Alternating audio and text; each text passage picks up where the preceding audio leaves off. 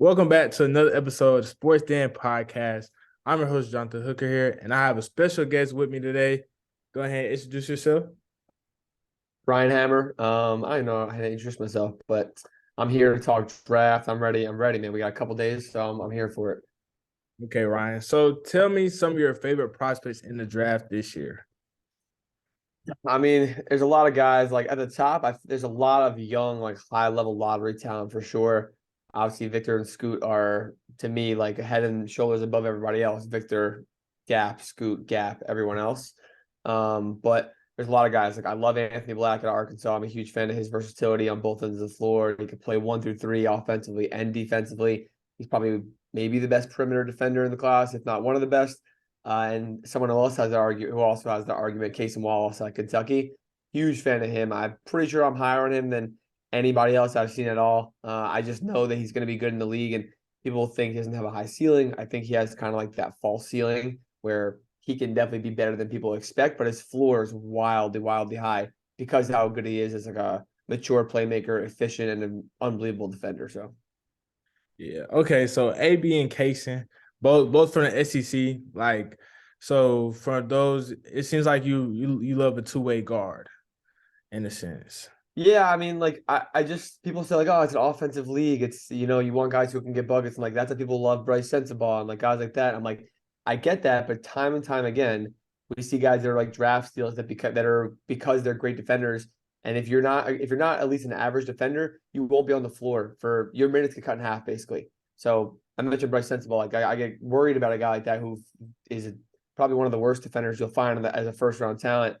And I think he'll play himself off the floor if he's not going to improve defensively. Where guys like Case and AB, as long as they're good enough offensively, which obviously those two have like very good offensive skill sets, their defense is going to keep them on the floor alone. And like you can say that you saw with Matisse Thybulle in his first few years in the league. Obviously, he's been through like kind of like a rocky path, but you see how it just gives you a floor. Christian Brown, Herb Jones, and it lets you work on your offensive game also because you're on the floor, you got to impact and stuff like that. So I think like it's such a simple thing, defense, but definitely a slept on part of prospect evaluation.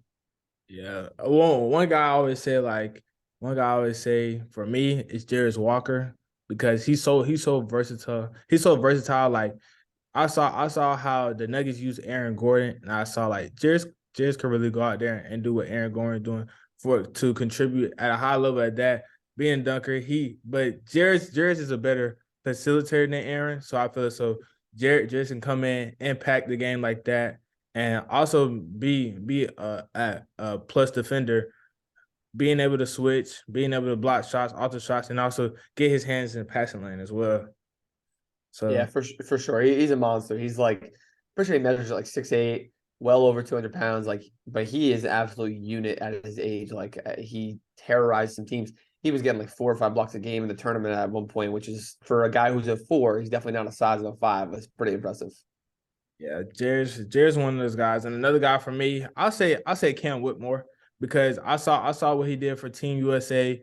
He was a leading scorer, but also he showed that he could shoot the ball really well. Like his athleticism jumps off the charts. But when he played for Team USA, he showed that he could knock down long ball.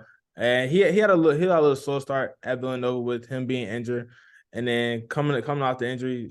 But you saw what Cam Whitmore could have been with the whole season when he finally got healthy and he got things going with the Wildcats. So Sure, man. that's another guy I say is probably one of my favorites. Sure. But okay, so what late lotto guy that you see could have the Devin Booker and Shea Gilgeous Alexander throughout their time in the league? That's tough. Like, so the late lottery has like so many like of those combo guards, those kind of guys where anywhere from like 9 or 10, you go like Keontae, even like Kaysen he'll probably be selected in that range, but like between Keontae George, Jalen Hood-Schifino, Nick Smith Jr., Jordan Hawkins, Kobe Buffkin, like they're all gonna start in that early teens range and then go to like 20, give or take, with a lot of teams like wanting guys like that. I'm all about Keontae George. I've been since before he got to Baylor. Like everyone in the world who knows me knows that I am Keontae George truther, because he has just got some just as some like born he was born with like this natural knack of scoring and just like he's a straight hooper. Like At one point, you're evaluating. I'm just sitting there and I just sit back and watch. I'm like, holy shit! Like this man is the absolute purest of hoopers you will find. Go through some inefficiencies with injuries. Definitely, I always struggled through the second half of the year because of injuries. But everything comes in context. I think he was taking a lot of tough shots, and I actually think he had to at times because he's a really good tough shot maker, shooting over contests, creating his own shot. And he became a much better playmaker this year than I ever thought he would. Like right from the start, I think Scott Drew instilled in him Adam Flagler and LJ Cryer to very much balance the backcourt. Like Keontae's not going to be our pure two guard. If anything, Adam Flagler, I think, kind of became that. And but between the three of them, it was very balanced and let Keontae really, really shine as a prospect and what he can offer to an NBA team. I like a lot of the other guys I mentioned also, but out of the late lottery, him, Jalen Shafino with his size, pick and roll playmaking also is really, really encouraging. But I got to roll with Keontae. That's my guy right there. Yeah, Keontae going in because I remember I saw the first game I saw Keontae. He was like, he went he was it was at high school. He was that small little gym. I saw him drop 40, but it was like mainly jump shots. I was like, hold on, like he was doing the step backs. He was going getting to pull back dribbles. I was like, nah. Yeah, I was like, if you put him in the league, he could average like 13 to 12 points right now. Just tough shot making easily when he was younger. Like Keontae's that guy for real. Like he reminds me of like Brandon Roy in a sense. They both use that. They both use their athleticism getting down to lane, but they also hit tough shots. And when the time is winding down, they want the ball in their hands for sure. So that's a really good pick. Yeah, I think I think he plays very similar to Anthony Simons. I see a lot of similarities in the strengths and weaknesses in their game. But also Simons like took a little bit of time, kind of like SGA did when until he got moved from the Clippers, where you're young, a lot of talent, like pure ability. You're playing, you have some flashes and stuff like that. We saw it with Shady Sharp last year too on teams where Keontae's going to go, like the Raptors, the Pelicans, the Hawks, even the Jazz. Like they have guards, so he's not going to get all like 30 minutes right away, obviously. But he'll have a couple nights where he puts up 25, 20, and like, oh boy, like we got something. But then I think like 2, 3 years down the line, like Simons, when there's like we have to rely on you, whether it's because of injury, we're missing guys, or like now is your breakout opportunity, and he's just gonna go absolutely nuclear. So Yeah, nah, if I just hope Keontae just shows people like how much is in man. Like I think he'll show people in summer league. Like summer league, it'll be the Keontae George show for sure. yeah, Another guy for me, I'll say Nick Smith because Nick Smith got riddled with injuries all throughout the year, but like people forget like Nick Smith Jr. was rated like #1 prospect for a long time throughout the year and he played for Brad Bill Elite. He showed that he can knock down shots, he can facilitate, but at the same but because of the combo guard mentality of like I'm a tough shot maker, I can knock down these shots. I think I think that Nate Smith Jr. has a good chance of having that rise to me. yeah, I can definitely see that. He's another one of those guys, pure hooper. Like saw before high school. That's why he was #1 for a while.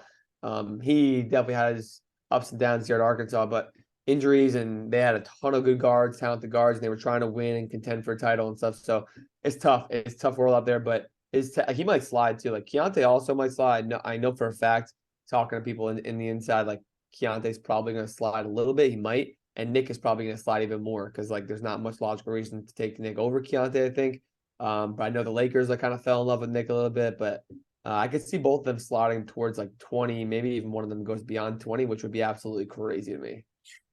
No, that's crazy because like Yeah.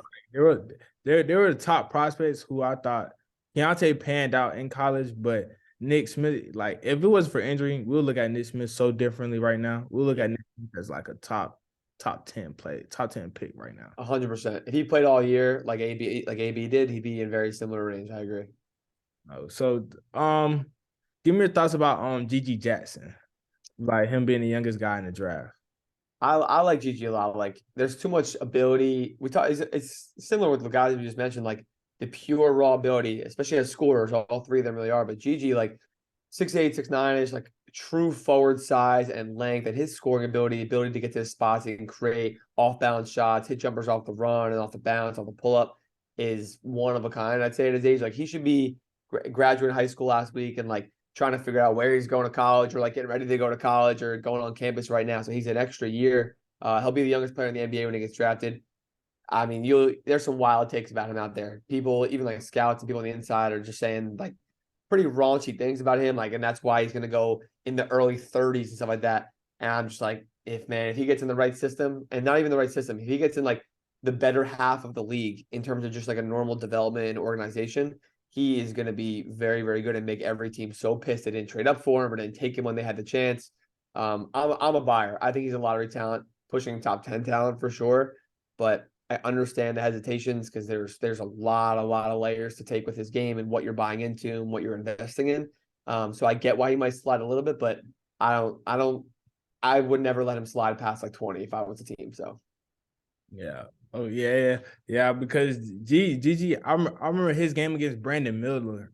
Like Gigi and Brandon Miller going back and forth, and Gigi even took the challenge of guarding Brandon Miller at times. And Gigi did a solid job of just staying at home, not trying to reach, just having his hands up when Brandon contested. When Brandon shot a shot, it was Gigi lived up to the hype that game. I think when I saw Gigi go against Brandon Miller and Gigi held his own and more, I say, yeah, if Gigi doesn't go late lotto to me, I think teams are just dumb. yeah, and I get like the teams you mentioned before, those guard rangers, like the Hawks, the Pelicans, like they have a lot of guys, especially in the forward spot. So I understand why some teams will pass on them, but the Pacers have extra picks, the Jazz have extra picks in the first round, the Hornets have extra picks, like the Nets have 2 picks. Those are teams I'm like, you guys are playing the long-term game for the most part. Like, there's no reason not to use one of those to swing on an upside pick like this. Then the pick right after, where you're another extra pick, a lot of those teams have it. Then you go for a little more like sure thing impact. You know what you get and provenness and stuff like that. But TBD, we'll see what happens with Gigi on draft night. Okay, so give me 5 guys you'll buy stock from that that isn't a lotto guy for you. 5 guys I'll buy stock in. I'm thinking of buying stock. Like, I got to reap some benefits, right? Like, I got to get good ROI, return on my investment there for any of you non-business folk. Um, but Marcus Sasser, 100% one of them because he's probably going to go in the early second. I don't think he's going to crack the first, even though he definitely should. We were talking about age before this. If he's 2 years younger, he's probably pushing, maybe not late. He probably is pushing late lottery like Kobe Buffkin. I think Sasser and Buffkin have a very, very similar skill set and upside in this league. I see a lot of Emmanuel quickly in both of them, more Sasser than anything else. But an elite defender, an elite shooter, like people are like, he's 6'2". He's got a 6'7" wingspan, 6'3", 6'4" in shoes. Like, he is going to be fine. He's got this great work rate and tenacity from the Kelvin Sampson system in Houston. He's someone I definitely buy in. Jordan Walsh for a lot of similar reasons, like obviously very different players as a forward. We talk about Aaron Gordon, like he resembles Aaron Gordon a lot to me, especially if his jumper and offensive impact can kind of prevail and improve to a league average jumper. We're talking about a guy who's going to outwork every single person on the floor, can defend probably 1 through 4 on a good day. And he's probably going to go in a similar range of Sasser, late first, early second. I'd definitely invest in the role player like that. You said 5 guys. I like Colby Jones too, similar range, late first, early second. Efficiency, versatility, good size, two-way impact, 3-level score. I've seen him slide in like into the late 30s, which I think is like asinine. I think Kings, Grizzlies have been working him out. I know that for sure. I know he was in Utah for a little while. Like, those are teams that I think might swing on him in the in the late first. Jaime Jaquez too, I think is going to have a good career. I don't think he's going to be like this superstar or anything like that. But teams like the Warriors at 19 are going to go for some experience and like veteran play in the draft this year more than previous years when they went with youth. I think the Blazers could be a good landing spot. The Grizzlies could be a good landing spot, but he just got a really smooth game and a lot to his levels, and he's shown every aspect of versatility at UCLA. That's, I don't know if that's 3 or 4, but Julian Strawther too at Gonzaga. I think people buy into guys like Jet Howard. No reason not to, and Dariq Whitehead, like no reason not to buy Julian Strawther. He's 6'7", 6'9" wingspan, but he moves like a guard, like a 2 guard. He shoots like better than almost anybody else in the entire class, especially at his size. Really fluid, dynamic outside shot taker. So I think it was at 4 or 5. I don't know. That was 5. That was 5. That was 5. Here you go. That's 5. Those will give you great ROIs on that for sure. Like for my 5 guys, I have to take like 2 guys from you, Marcus Sasser and Kobe Jones for sure. Those guys right there. Those guys. I was watching the NCAA tournament. I was like, NBA teams cannot pass up on this. because both guys are tough shot makers. Is a Kobe Jones is versatile. Like I don't know ever. I saw him mid post, work out mid post, find an open guy in the corner with the left handed passer. Like yeah, Kobe Jones, Yeah. like he went to the same high school as Trent Wofford. So I was like, yeah, Trent and him had great post one-on-ones because he has tremendous footwork. Marcus Sasser, big time shot maker. Every time Houston needed a bucket, it was Marcus. Sometimes Marcus will even step up and say, "Hey, coach, I got you on the defensive stop right here," and he'll guard the best guy. So that's two. For me, I'll say, oh, okay, I'll say Noah Clowney. Noah Clowney for sure from Bama. And the way he had his run in the SEC tournament, I said if he can do that consistently throughout if he did that consistently throughout the year, I said Noah Clowney will be looked at as a first round draft pick for sure off the board. So I think he'll fit good. He'll fit good in teams like the Nuggets. He doesn't have to do too much. Just hit shots and be a plus defender. And I know Noah can do that because Noah guarded the fives, he guarded the fours, and he also guarded threes at times. So I know Noah's a great plus defender. Another guy for me is Andre Jackson from UConn, who he did a tremendous job playing point guard at times for the national championship for national champions. And he reminds me a lot of like Bruce Brown, to where like he has to develop a better jump shot. Like he's a very good athlete. Has tremendous passing ability, and I say he'll be my number four. Another guy I say Jalen Clark. Even though he got injured, he tore his Achilles. I think then regardless when he comes back, we know what we're gonna get at him. A guy who will defend at a high level, and the defense keeps you on the floor. And I know the last year when he was at UCLA, he was hitting above 35+% from 3 points. So I say if he can stay that consistent throughout his NBA career, he'll have a long career for sure. Yeah, it's a good list. Like I mean, yeah, I'm with you on. Obviously, I said talk about Sasser and Colby for a while, but like you said, they're just playing straight up. They're too good not to be good in the league. So Yeah, those guys for sure. Okay, tell me about any second rounders who you would think that would make impact on day one. there's a lot. Like I think that 30 to 40 range is gonna have a lot of guys, whether guys like Gigi might not be day one, but like whether guys like that fall into the second round, like could be there. Marcus Sasser. I think Amari Bailey, if he goes into the second round, that's gonna be a problem because he like Jalen Clark when Jalen Clark went out, I think I was looking at this yesterday. He averaged like 17, like 5 and 5 on like wicked good splits, especially shooting from three. He's a really good defender. He reminds me of like the prototypical combo guard in the NBA. Like he could start for a team and be a future All-Star. I legitimately think that. On day one though, Jalen Slauson for sure to Furman. He could go anywhere from like early 30s to the fifth, probably mid 50s. I think he is too strong of a player and versatility across the board on both ends of the floor not to succeed right away. He's a good shot blocker. He plays really strong. He's got good size, decent wingspan. He's really good as like a secondary playmaker and connector. I think he could be in the NBA, kind of like Jeremy Sohan has been for the Spurs. Maybe not that level, obviously, but in similar skill set and stuff like that. But being the guy at Furman made him be good at everything, made him really polish up his skills on the ball and shot creation and stuff like that, his vision and all decision making. So I think he's gonna be instant impact day one. Okay. One guy for me, I'll say is Isaiah Wong. Because Isaiah Wong, his NCAA tournament run, he's been doing that for the last 2 seasons. I think that the national media just caught up to it when it was a national tournament, NCAA tournament time. But Isaiah Wong is a shot maker, shot maker, shot maker.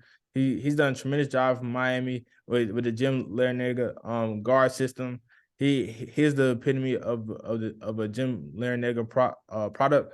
And Isaiah Wong has done a great job making shots, and I feel so he'll be great on a team like the Magic where they need shooting, and Isaiah Wong makes shots. I think that'll be a good fit for him. Yeah, for sure. I think both Miami guys, honestly, Isaiah and Jordan Miller, like they're another two guys.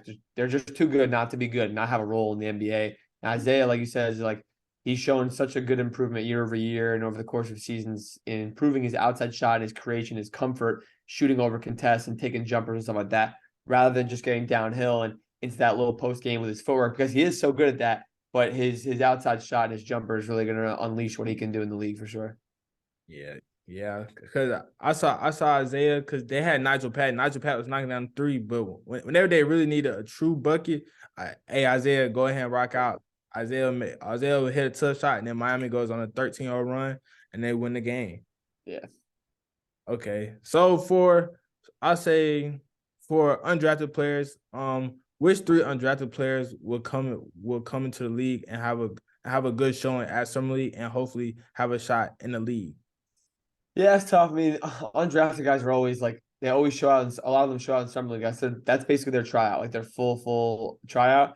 I think Serge Jabari Rice, if he doesn't get drafted, he probably won't get drafted, but I think he's worth it at least. But man, he played at PIT and then he went to G League Elite Camp all the way to the combine. Like you start, it's basically like you have to be the best there to get to the next one. He did it twice to get to the combine. He was good at the combine too. He's got a great shot. He's so smart, like his experience. He has decent size too. People don't realize that. So he's like built to play against NBA guards. Like he has the same kind of structure and frame, I think. But I think he could be an NBA rotation on day one. I think the Bucks have the last pick in the draft. Like I would love to see him there.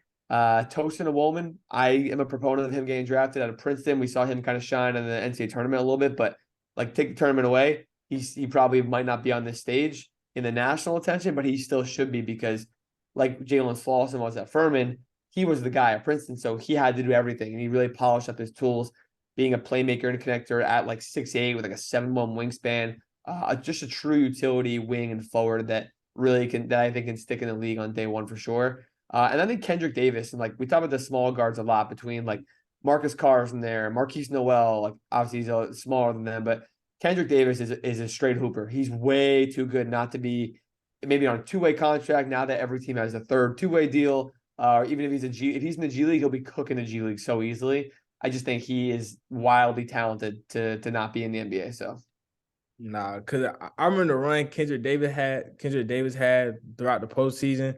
The American Conference, I said Kendrick Davis was the best player throughout that whole tournament. I said yeah, Kendrick impacted the game, and you knew Davis impacted the game because he was kicking it out, he was scoring at will. But the way he sets his teammates up and has the ability to put people in the right spot at all times, it was just an artist painting his picture, mm-hmm. honestly. Oh, yeah, And like, I don't know. It's just Kendrick Davis. It's like some of these guys, you like, if they had 2 more inches, we'll look at them someone's different, or the age 2 years younger.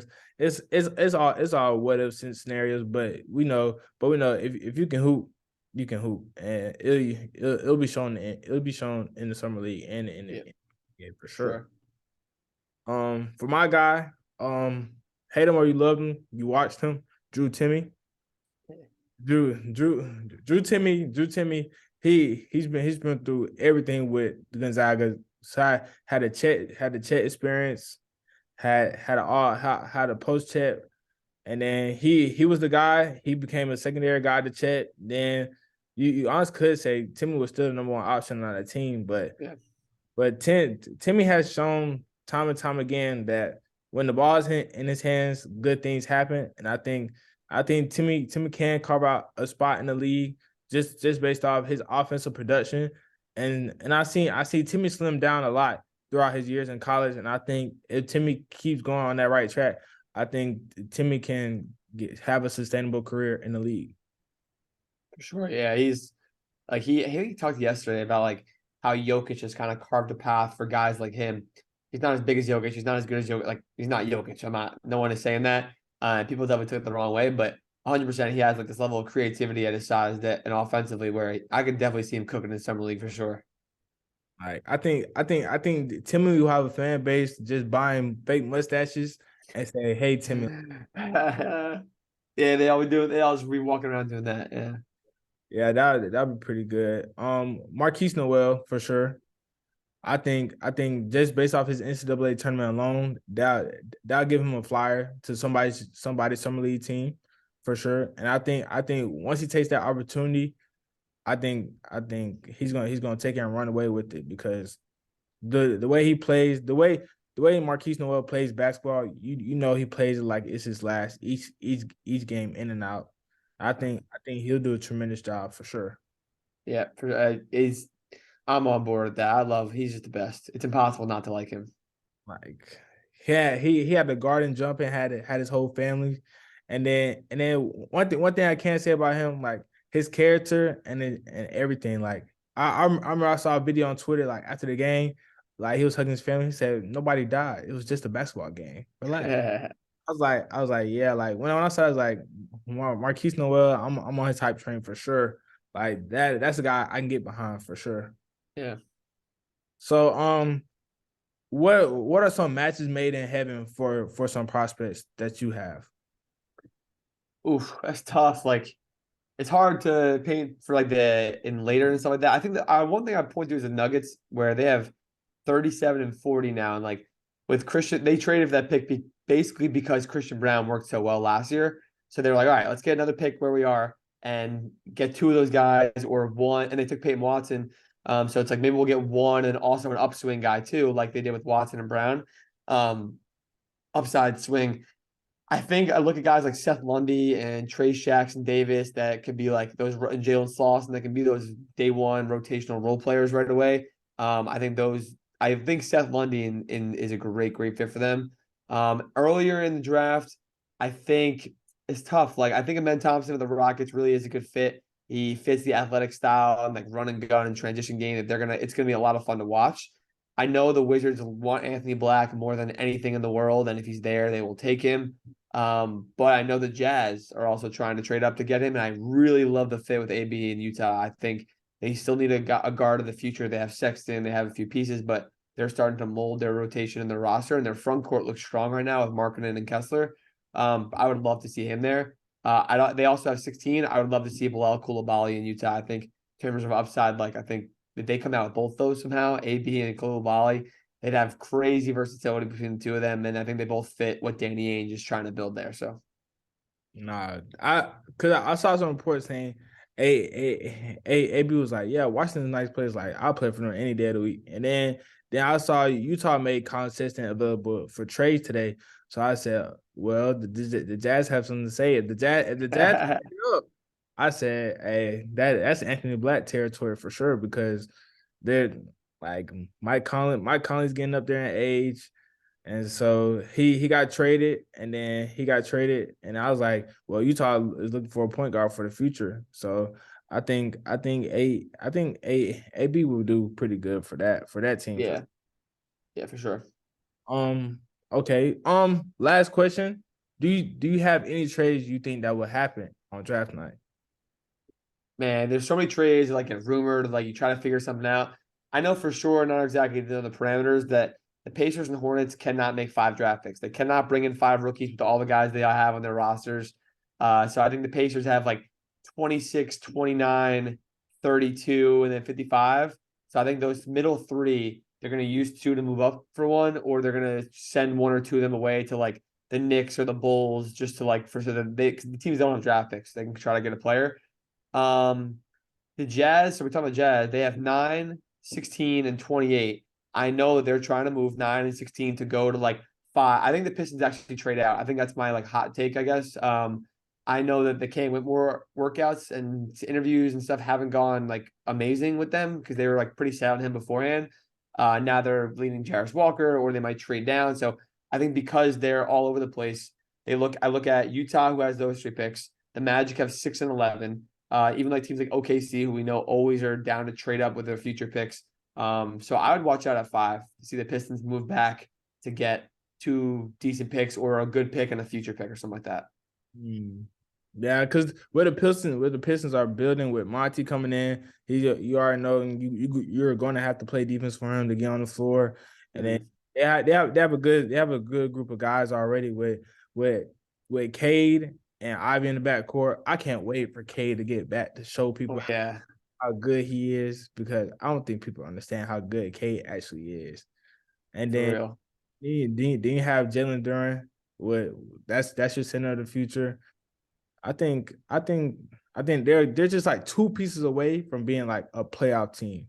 And then once that happens, it's gonna be wraps because I think the Pistons get them about like 3-4 years. I think they'll be perennial. They'll be a perennial playoff team, and they'll give Boston some challenges when that time gets there for Yeah, sure. I'm with that. The Pistons definitely coming. I'm pro Cade. Still think he's gonna win an MVP at some point. So I'm with that. K K's gonna show why he by the end of that season, people will be talking about Cade as a top Yeah, for sure. yeah, That's my pick. That's one thing I can say. yeah. Well, that's a wrap, Ryan. Do you have any final words or thoughts for the NBA draft or even for this episode? No, I appreciate you having me on, of course, but I don't know, man. The draft's always crazy, so like it's hard to leave with like, oh yeah, watch out this that. There's so much that could happen. There's probably a lot that won't happen at the same time. All the rumors, so don't believe all the rumors. Some of it's smokescreen. Some of it just doesn't pan out. They're trying to figure it out. It doesn't work. But hey, man, I'm excited to see where a lot of these young guys go. So Yeah. Well, that's a wrap for this episode. Thank you, Ryan, for coming on. And I'm your host, Jonathan Hooker, signing out. Peace.